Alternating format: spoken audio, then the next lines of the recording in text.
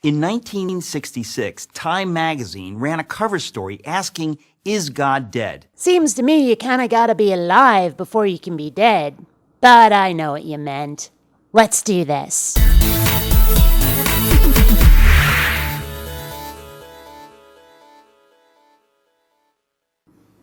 Greetings, fellow space travelers. BionicDance here. Meet Eric Metaxas, who seems to think that Earth's lack of extraterrestrial contact is proof of creation, and therefore of God. Of course, being what he is, he's going to take his time working up to that assertion, so bear with us. The cover reflected the fact that many people had accepted the cultural narrative that God is obsolete, that as science progresses, there's less need for a God to explain the universe. Well, yeah. Most of the explanations of the universe in the Bible, where they insisted God was responsible, tended to be magical in nature. A whole lot of poof, there it is. And as science progressed in explaining the universe, the more like fantasy those explanations seemed. It turns out, though, that the rumors of God's death were premature. In fact, perhaps the best arguments for his existence come from, of all places, science itself.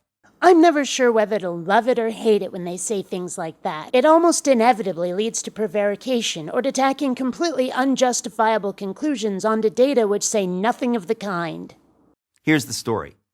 The same year Time featured its now famous headline, the astronomer Carl Sagan announced that there were two necessary criteria for a planet to support life: the right kind of star and a planet the right distance from that star.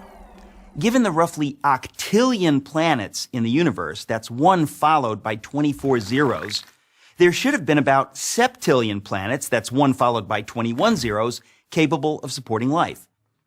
With such spectacular odds, scientists were optimistic that the search for extraterrestrial intelligence, known by its initials SETI, Most people call that SEDI. an ambitious project launched in the 1960s, was sure to turn up something soon. With a vast radio telescopic network, scientists listened for signals that resembled coded intelligence. But as the years passed, the silence from the universe was deafening.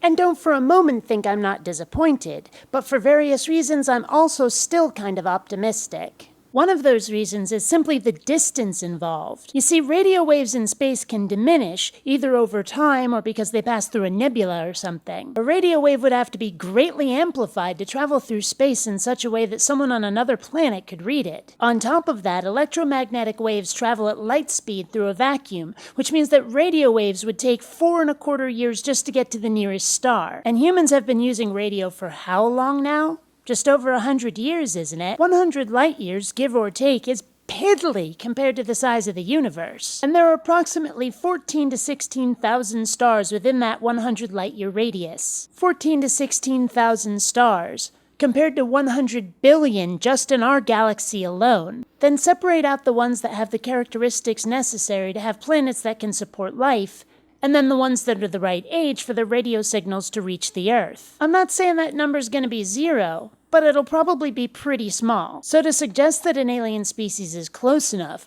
broadcasting with enough power, and at just the right time so that their radio waves hit Earth when humans started listening, and that the signals come in a format that's obviously communication, is kind of absurd, really. About as absurd as saying that the absence of those signals means that nobody's there. The likelihood of somebody sending while somebody is listening, both at the right time to be heard, is improbable as hell. What happened? As our knowledge of the universe increased, it became clear that there were, in fact, far more factors necessary for life, let alone intelligent life, than Sagan supposed.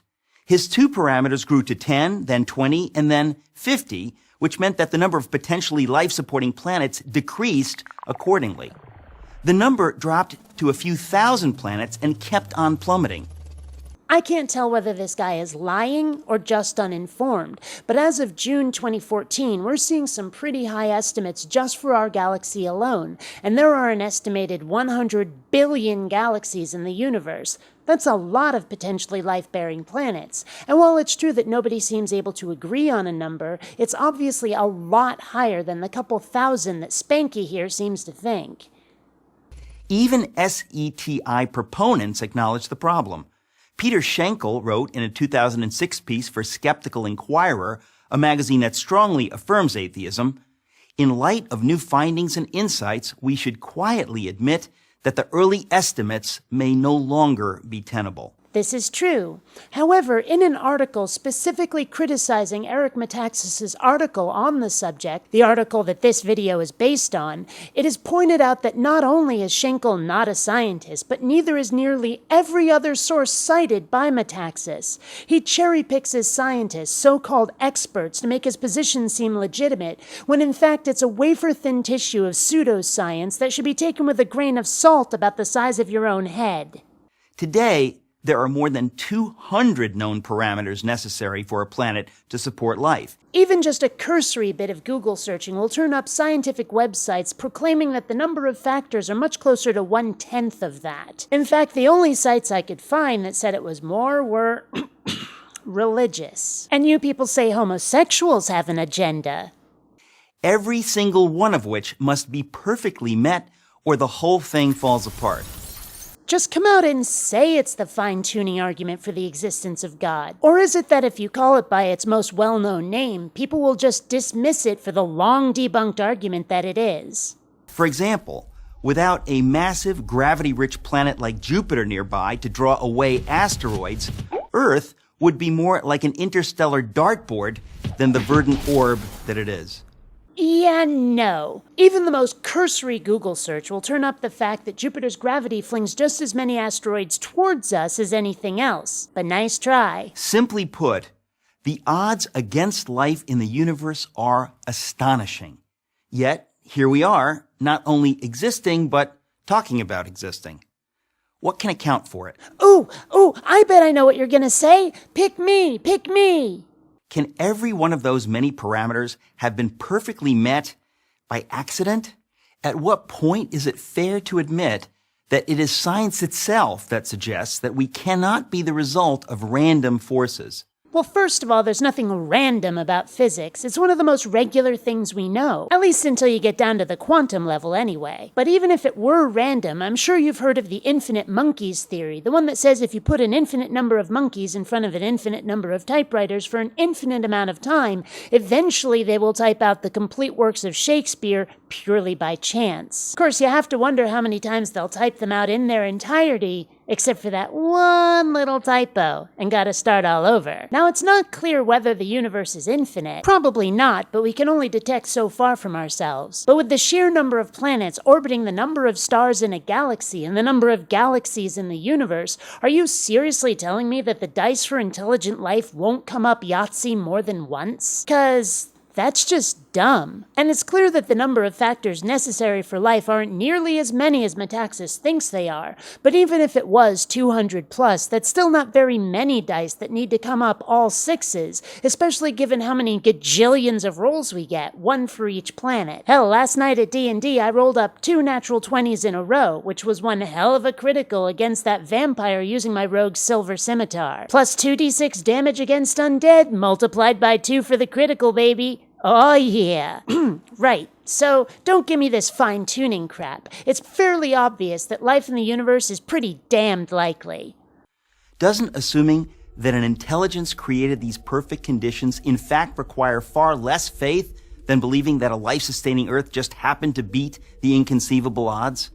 Well, given that it's not necessary to have faith to follow the evidence of physics, no. And given that religion does require faith in all of the ways that science doesn't, no. No, it doesn't require less faith to believe that a God was responsible. I'm sorry if it strains your brain to process all of these factors to get a realistic probability of life in the universe, but your incredulity is neither evidence nor anybody else's responsibility. And when a religious non-scientist like yourself claims that it takes less faith to believe that a God was responsible for the universe, it always sounds to my ears more like whinging about there being no easy answers.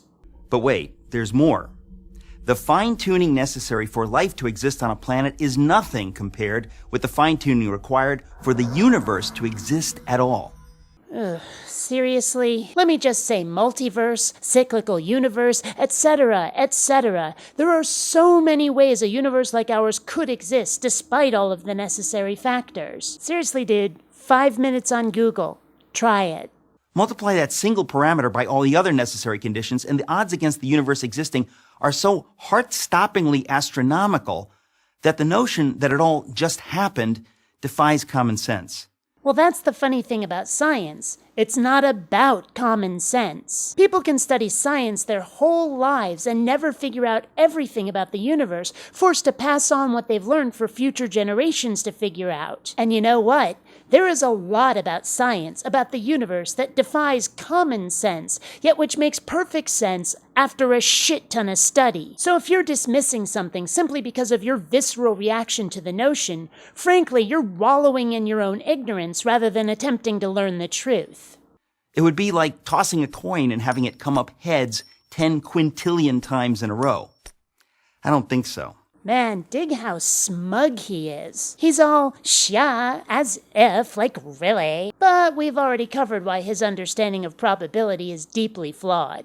Fred Hoyle, the astronomer who coined the term Big Bang, said that his atheism was greatly shaken by these developments. Good for him. One guy was a bit taken aback by something.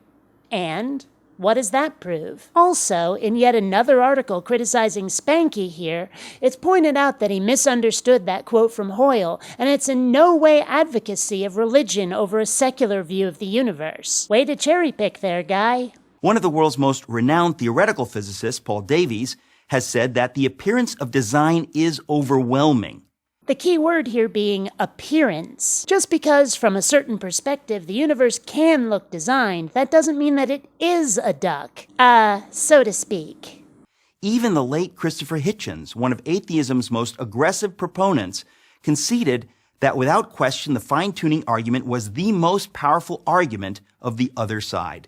Oh, you just messed with the hitch, bitch. Time to lock and load. This is, as usual, a cherry-picked quote. All Hitchens was saying was that it was not a trivial argument, that one had to think one's way through it instead of just waving it off as pure nonsense. If you think for even a moment that Hitch was saying he found that argument compelling, well, let's just explore that notion for a wee moment, shall we?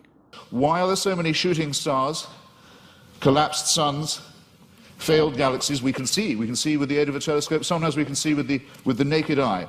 The utter failure, the total destruction of gigantic, unimaginable sweeps of outer space. Is this fine-tuning, or is it extremely random, capricious, cruel, mysterious, and incompetent? In the night sky, you can already see the Andromeda Galaxy. It's heading straight for ours on a collision course. Is that part of a design? Was it fine-tuned to do that? That's all if before these things happen, we don't have the destruction of our own little solar system, in which already there's only one planet where anything like life can possibly be supported. All the other planets are too hot or too cold to support any life at all, and the sun is due to swell up, burn us to a crisp, boil our oceans and die, as we've seen all the other suns do in the night sky. This is not fine-tuning, ladies and gentlemen, and if it's the work of a designer, then there's an indictment to which that designer may have to be subjected. So if you're going to claim that the hitch gave your fine-tuning argument even a lick of credence, you're an idiot. And you're an asshole for trying to make it seem like he did. Oxford University professor of mathematics, Dr. John Lennox, has said, "Oh, blah, blah, blah. Argument from authority after argument from authority. No actual evidence for anything, just a whole lot of because he said so arguments. Also, John Lennox is a complete tool and biased as hell. Bad example." The greatest miracle of all time is the universe. It is the miracle of all miracles, one that inescapably points to something or someone beyond itself. The only thing the universe is beyond is your understanding. And I'm spent. Until next time, fellow space travelers, this is BionicDance saying don't run on automatic. Instead, please, think.